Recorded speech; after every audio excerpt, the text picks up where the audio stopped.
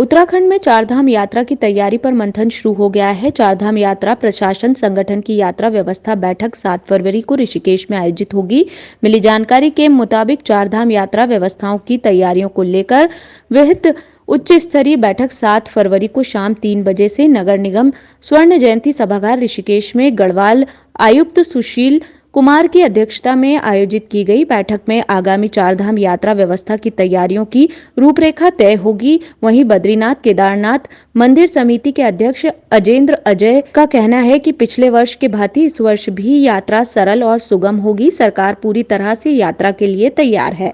चारधाम यात्रा के जो कपाट हैं वो 22 अप्रैल से खुलने शुरू हो जाएंगे और इसके लिए तैयारियां जो जिला प्रशासन के स्तर पे, शासन के स्तर पे, सरकार के स्तर पर जो भी तैयारियां होनी है वो लगातार उन पर कार्य चल रहा है। कार्य योजना तैयार की जा रही है। यात्रा से संबंधित जो भी विभाग हैं, एजेंसियां हैं, उनके विभिन्न स्तरों पर बैठकें आयोजित हो रही है। उसके लिए किस प्रकार से हम जो भी यहाँ पर तीर्थयात्री आएंगे, श्रद्धालु आएंगे, उनकी सुविधाएं को लेकर के कैसे प्रयास हों, इसके लिए निरंतर सरकार के स्तर पर तैयारी हो रही है।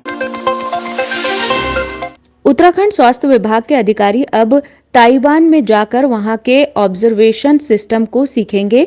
जी हां, हिंदुस्तान में तमाम ऐसी राज्य हैं जहां पर हेल्थ सिस्टम बेहद बेहतर और व्यवस्थित है, लेकिन स्वास्थ्य विभाग के अधिकारी वहां जाने की जहमत उठाने के बजाय अब ताइवान में जाकर वहां के सिस्टम को सीखेंगे और उत्तराखंड में लागू करेंगे। दरअसल उत्तराखंड स्वास्थ्य सेवाएं पहले ही लचर हालत में है और अब सरकार पर आधा दर्जन स्वास्थ्य विभाग के अधिकारियों को ताइवान भेजे जाने का आर्थिक बोझ भी पड़ने वाला है।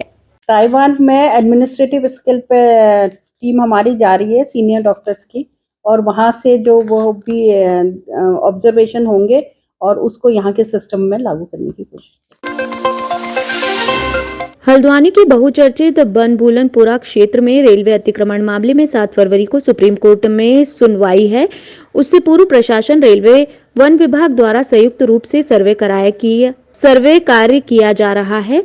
जिला अधिकारी धीराज सिंह का कहना है कि जिले में पहली बार नई टेक्नोलॉजी के साथ भूमि सर्वे कार्य हो रहा है, जिसमें वन विभाग की भूमि, राजस्व की भूमि और रेलवे की भूमि का सर्वे कर सटीक नक्शा तैयार किया जाएगा, जिससे राजस्व अभिलेखों में दर्ज नक्शों से मिलान किया जाएगा। जिला अधिकारी धीराज सिंह ने कहा कि जल्द सर्वे और सीमांकन का कार्य पूरा होगा। सभी टीमें संयुक्त रूप से रोजाना बनभूलनपुरा क्षेत्र में सर्वे कर रही है। हमें अभी जो नजूल भूमि है और रेलवे की भूमि है उसके स्टेटस के बारे में जानकारी हमें देनी है, इसलिए ये जॉइंट सर्वे हम लोग करा रहे हैं, जिसमें रेलवे की पूरी टीम है, रेवेन्यू की हमारी टीम है और फॉरेस्ट की टीम है। और रेवेन्यू टीम के साथ साथ हम लोग अपने जो भी अभिलेख हमारे राजस्व के हैं, अगर भू अभिलेखों के संबंध में अगर बात करेंगे तो जो भू अभिलेख राजस्व विभाग के पास होते हैं वही अंतिम माने जाते हैं, अनलेस कि उसको कभी चैलेंज किया जाए या उसको गलत साबित किया जाए। तो इन राजस्व अभिलेखों के साथ जो मैप हमारे पास मौजूद हैं 1913 और सेटलमेंट 1959 में जो लास्ट हुआ था, उसके आधार पर हम लोग कर रहे हैं। हल्द्वानी में नगर निगम और जिला विकास प्राधिकरण ने भारी फोर्स के साथ बनभूलनपुरा के लाइन नंबर 8 और 12 में 2 अवैध बिल्डिंग पर जेसीबी चलाकर उन्हें ध्वस्त कर दिया।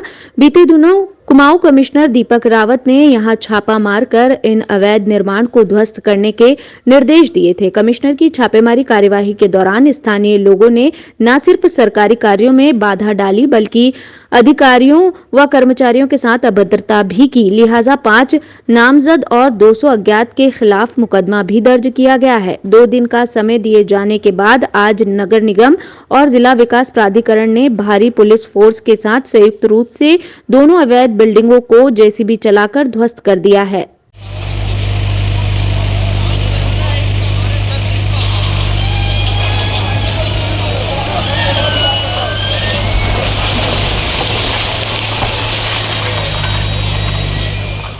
जो नजूल लैंड पर निर्माण हो रहा था उसको रोकने के लिए कार्रवाई की गई थी। उस दिन इन लोगों के द्वारा लिखित आश्वासन दिया गया था कि 2 दिन में इस निर्माण को हटा लिया जाएगा, जो भी अवैध निर्माण है, और चूंकि इनके द्वारा अवैध निर्माण नहीं हटाया गया था, इसलिए आज नगर निगम पुलिस और प्रशासन की संयुक्त कार्रवाई में जो अवैध निर्माण है उसको ध्वस्त किया जा रहा है। इसी क्रम में 30 तारीख को भी कार्रवाई हुई, 31 को भी है और आज भी की जा रही है। इनको पूर्व में सूचित कर दिया गया, नोटिस दे दिया गया था। इन्होंने 2 दिन का समय मांगा तो वो समय अवधि पूरी हो गई थी। तो प्रशासन के आदेश पर जिला विकास प्राधिकरण, नगर निगम, पुलिस और प्रशासन की संयुक्त टीम आज दोनों अवैध निर्माणों को ध्वस्त करने का काम चल रहा है। ट्रांसपोर्ट नगर में खाद्य आपूर्ति गोदाम से सरकारी चावल की कालाबाजारी की उच्च स्तरीय जांच हो सकती है। जिला प्रशासन की टीम ने रांझूड़ नगर में विभाग के गोदाम से कालाबाजारी की शिकायत पर 3 ट्रक सीज किए थे। मामले में 3 ट्रांसपोर्टरों के खिलाफ मुकदमा भी दर्ज किया गया था। वहीं खाद्य आपूर्ति मंत्री रेखा आर्या का कहना है कि विभाग द्वारा इस विषय का संज्ञान लिया गया है।